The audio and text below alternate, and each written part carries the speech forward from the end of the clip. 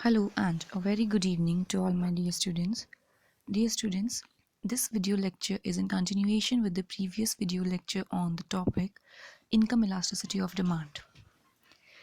As we have already discussed about the basic concepts of income elasticity of demand, today we will be focusing on the types of income elasticity of demand, and we will try to find out how we are going to make the curves and what are the different categories in which these elasticities can be classified. बच्चों, आज के video lesson में हम मांग की आय लोच के बारे में पढ़ेंगे। जैसा कि पिछले लेसन में मैंने आपको मांग की आय लोच के बेसिक्स या हम कहें मूलभूत परिभाषा और उसके समीकरण के बारे में बताया था। इस वीडियो लेसन में हम मांग की आय लोच के प्रकार एवं मांग की आय लोच के कारण मांग वक्र में क्या क्या परिवर्तन आते हैं उसके बारे में पढ़ने का प्रयत्न करेंगे। Okay, so we will start with the types of income elasticity of demand.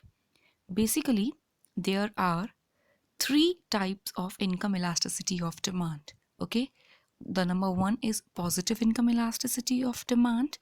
The second one is negative income elasticity of demand, and the third one is zero income elasticity of demand. देखो बच्चों, जब भी हम मांग की लोच के बारे में पढ़ते हैं तो हमने जैसे इसके पहले क्लासेस में कीमत लोच पढ़ा, जो बहुत ही बेसिक या हम कहें फर्स्ट कैटेगरी है इलास्टिसिटी को समझने के लिए, बिकॉज ये रिस्पॉन्सिवनेस दिखाती है कीमत के परिवर्तन के कारण मांग की मात्रा पर। ओके, यहाँ पर हम जो फैक्टर अफेक्ट करने वाला देख रहे हैं, the factor is here is income. Okay, so अब हम देखेंगे, जैसे हमने आय प्रभाव पढ़ा था, we have already studied about the income effect in our previous classes. Income effect में हमने देखा कि कैसे when there is a change in the real income of a consumer, how the consumer changes his or her demand. जब भी उपभोक्ता की वास्तविक आय में परिवर्तन आता है, उसकी क्रय शक्ति पर परिवर्तन आता है, उसके फलस्वरूप उसके द्वारा मांग की मात्रा में किस तरीके का परिवर्तन परिलक्षित होता है। We have already discussed about the income effect. This concept and the understanding of your income effect will let you understand the income elasticity of demand in a better manner. So I would suggest you to kindly recall the video lecture on the income effect topic and then move on to this topic.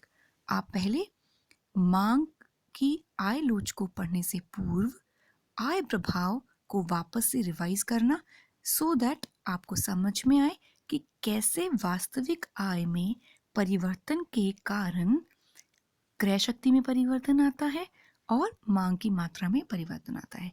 तो हमने इस चीज़ में दो categories broadly देखी थी, normal goods के case में जिन्हें हम सामान्य वस्तुएं कहते हैं, और इंफीरियर गुड्स के केस में जिन्हें हम निम्न स्तरीय वस्तुएं कहते हैं। Same rule will be applied here also. We'll be having three categories of income elasticity of demand. The number one will be covering the normal goods. Positive income elasticity जो होगा, अर्थात मांग की धनात्मक आय लोच। पॉजिटिव इनकम इलास्टिसिटी में basic क्या है कि यहाँ पर इलास्टिसिटी विल बी पॉजिटिव, मतलब शून्य से ऊपर होगी। अब इसमें तीन कैटेगरीज और हैं जो क्या है, इसके सब डिविजन है। ठीक है, I hope you guys are remembering the concept related to the necessity good and luxury good. हमने ज़रूरतमंद वस्तुएं एवं विलासिता वस्तुओं के बारे में पढ़ा था, जो दोनों वस्तुएं सामान्य वस्तुओं की कैटेगरी में आती हैं। अब आपने देखा होगा एंजल्स लॉ भी हमने पढ़ा था इनकम इफेक्ट से रिलेटेड। सामान्य वस्तुओं में जब हम बात करते हैं ज़रूरतमंद वस्तुओं की, तब हमारी मांग की आय लोच इकाई से कम होगी। The income elasticity of demand will be less than unity in case of necessities. I will explain you later why this is less than unity. In the later slides, we will try to find out the reason behind its being less than unity. Okay, लेकिन यहाँ पर आपको जो याद रखना है वो ये याद रखना है कि मांग की आयलोच जरूरतमंद वस्तुओं के संदर्भ में हमेशा धनात्मक आवश्यक रूप से होगी, लेकिन इकाई से कम, अर्थात एक से कम होगी। फिर पॉजिटिव इनकम इलास्टिसिटी में ही जो सेकंड हम पढ़ेंगे वो होगा income elasticity of demand which will be greater than unity, जो कि इकाई से अधिक होगी। यहाँ पर आएगी बात विलासिता वस्तुओं की। In the case of luxury, the income elasticity of demand is always greater than unity. Okay. फिर आएगा income elasticity of demand which is equal to unity. So under the positive category we are having three subtypes: greater than unity, equal to unity, and less than unity. Okay. Then the second category comprises of negative income elasticity of demand. ऋणात्मक मांग की आयलोच। ऋणात्मक मांग की आयलोच निम्न स्तरीय वस्तुओं के लिए होती है। In the case of inferior goods, the consumer faces negative income elasticity of demand. ठीक है? Then there comes the zero income elasticity of demand. It is not a type, I would say. It is just a assumption that when with the change in income, the consumer doesn't make any change in the quantity demanded. अर्थात जब आय में होने वाले किसी भी परिवर्तन का उपभोक्ता द्वारा मांग की मात्रा पर कोई प्रभाव ना पड़े। So it is, I would say, inelastic, perfectly inelastic भी कह सकते हैं। It is not changing its category और it is not changing its responsiveness. Okay, now let us try to find out how these elasticities are working and what are their formulas. Firstly, we'll be covering the positive income elasticity of demand. If there is direct relationship between income of the consumer and demand for the commodity, then income elasticity will be positive. It is very basic, just like the normal good वाला scenario here.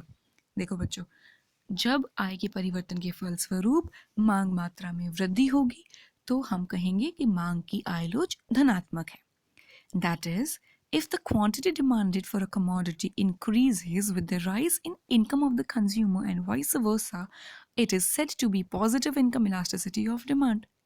अर्थात अगर उपभोक्ता की आय में वृद्धि के फलस्वरूप उपभोक्ता द्वारा उस वस्तु की मांग मात्रा में भी वृद्धि की जाती है तो इसे हम धनात्मक आय प्रभाव या धनात्मक आय मांग की आयलोच कहेंगे।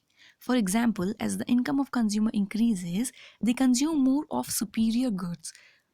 On the contrary, as the income of consumer decreases, they consume less of luxurious goods. So they are showing a direct relationship between the income and the quantity demanded.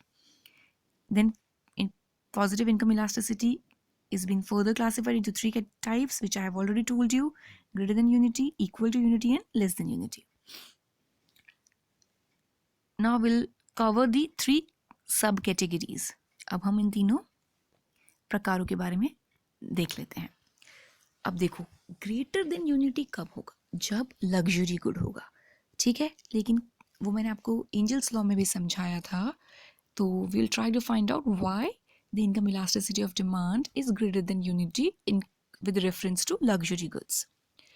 If the percentage change in quantity demanded for a commodity is greater than percentage change in income of the consumer, it is said to be income greater than unity.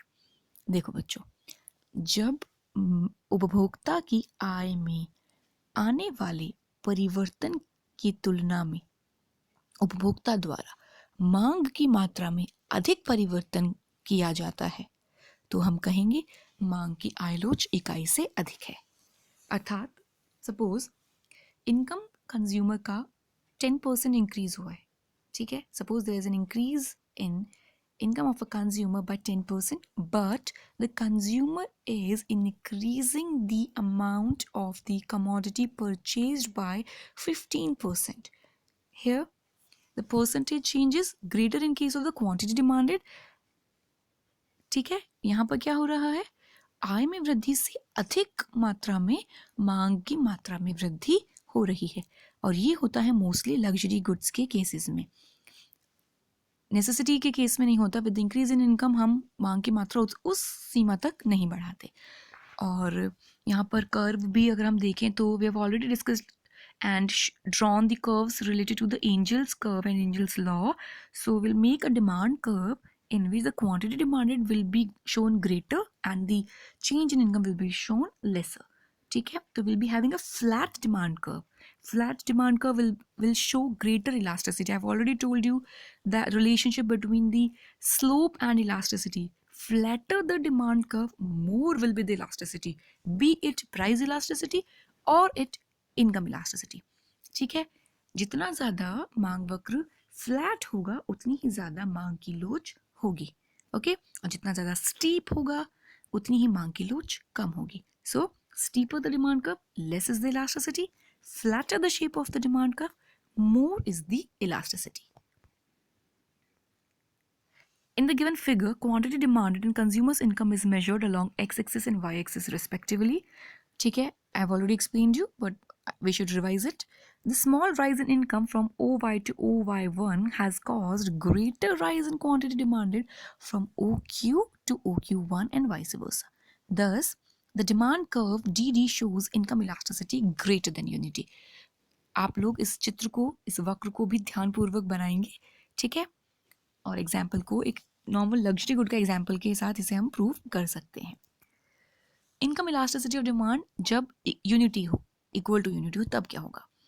If the percentage change in quantity demanded for a commodity is equal to percentage change in income of the consumer, it is said to be income elasticity equal to unity. जब आय में प्रतिशत परिवर्तन मांग की मात्रा में आने वाले प्रतिशत परिवर्तन के बराबर होगा, तब मांग की आय लोच इकाई के बराबर होगी. For example, when the consumer's income rises by 5% and the demand rises by 5%, it is the case of income elasticity which is equal to unity. Here we'll be having a demand curve which will be not much steeper and not neither steeper and nor flat. It will be a normal sloped demand curve. Here also I can explain the shape of the diagram. In the given figure, quantity demanded in consumers' income is measured along x-axis and y-axis respectively. The small rise in income from OY to OY1 has caused equal rise in the quantity demanded from OQ to OQ1 and vice versa. Thus, the demand curve DD shows income elasticity which is equal to unity. Now, income elasticity which is less than unity. मांग की आय लोच जो इकाई से कम होगी. यहाँ पर क्या होगा? यहाँ पर मांग वक्र का शेप क्या होगा और इसकी परिभाषा क्या होगी? देखते हैं. If the percentage change in quantity demanded for a commodity is less than percentage change in income of the consumer, it is said to be income greater than unity. देखो बच्चों, जब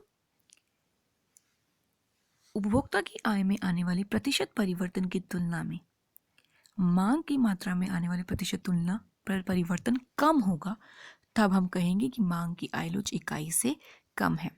ठीक है. For example, when the consumer's income rises by 5% and the demand rises by 3%, it is the case of income elasticity less than unity. ठीक है.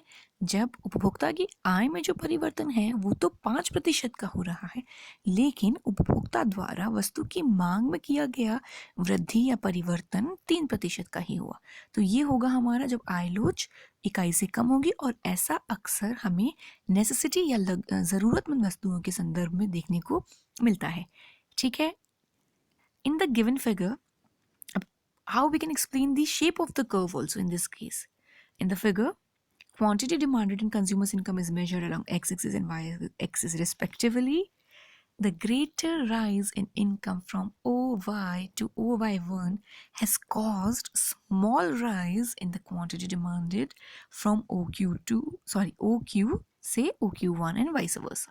Thus, the demand curve DD shows income elasticity which is less than unity. Here, one thing which you guys should note and take into consideration is that the shape of the demand curve is steeper.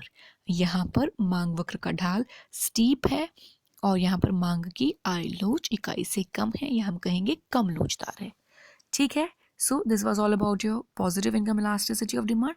Now in the next class we will study about the negative income elasticity of demand and zero income elasticity of demand. Thank you so much for listening to this video. I would like to request you all to kindly make your fair notes and write down all the definitions, examples, and please start practicing the curves. You people do not know how to draw proper curves in economics. You are from first year. आप सभी बच्चों को BA first year के जो special मैं आपको बता रही हूँ, आप लोगों ने अभी तक ऑफलाइन क्लासेस नहीं ली हैं. आपको वक्र बनाने के लिए प्रॉपरली एक्सप्लेन किया गया. कुछ मैंने बोर्ड के थ्रू भी किया है, कुछ मैं स्लोप और एक्सेसेस प्लॉट करना मैं आपको वाइट बोर्ड या ग्रीन बोर्ड के साथ एक्सप्लेन करूँगी. बट जितना मैं आपको यहाँ पर डायग्राम्स के बारे में एक्सेस में बताती हूँ कि भाई कौन से अक्षांश पे किस चीज़ को लेना है, उन चीज़ों को आप ध्यानपूर्वक सुनिए और अपने नोटबुक्स में प्लीज़ डायग्राम्स ज़रूर बनाने का प्रयत्न कीजिए. Because micro economics is all about curves and graphs. You will not score good, you will not fetch good marks until or unless you practice your diagrams properly. ठीक है?